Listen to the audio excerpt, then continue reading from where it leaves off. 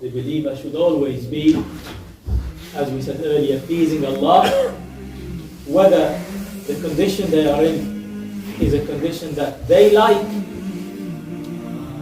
and they are at ease in, or it is a condition that they do not naturally like.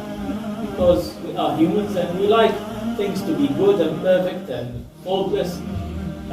We do not like to be tested.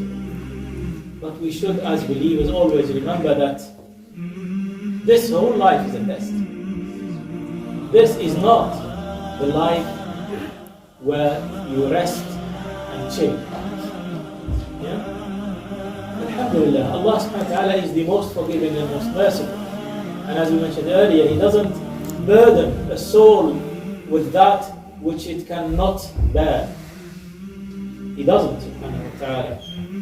And we know that from the legislation and from the reality of life. In legislation, we know that, for example, if you cannot pray standing, you can sit down. If you cannot sit down, you lie on your side. You do whatever you can. As Rasulullah sallallahu alaihi wasallam said, ما أمرتكم به فأتوا منه ما استطعتم وما نهيتكم عنه فاجتنبوه. So, commands of Allah subhanahu wa ta'ala and His Prophet sallallahu alayhi wa sallam are either asking us to do something or to stop doing something. So prohibitions, when they tell us not to do something, there is no excuse. Because prohibition is to abstain, to not do something. So we must abstain from whatever we are told is prohibited. But things that we are required to do, we are only required to do that which is in our capability. Hajj is a pillar of Islam, but if someone is physically unable to do it or financially unable to do it, then there is no sin on them. And that applies to every obligation in Islam. Zakat, similarly.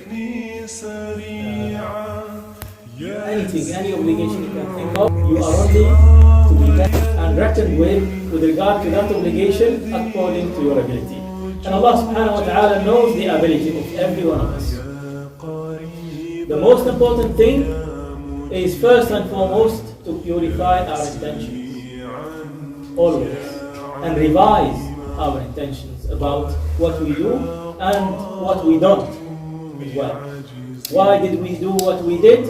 And why we didn't do what we did not do. We should have an intention about that as well, in order for us to be rewarded for it by the mercy of Allah. The tests happen to people individually and to people collectively.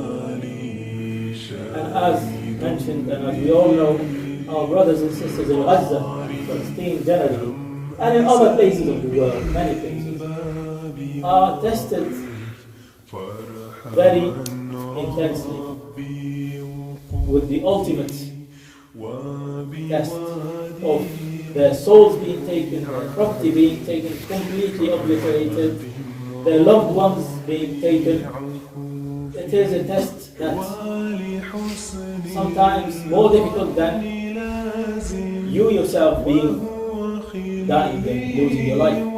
It's sometimes harder to see your loved ones passing away than yourself being affected by that same test.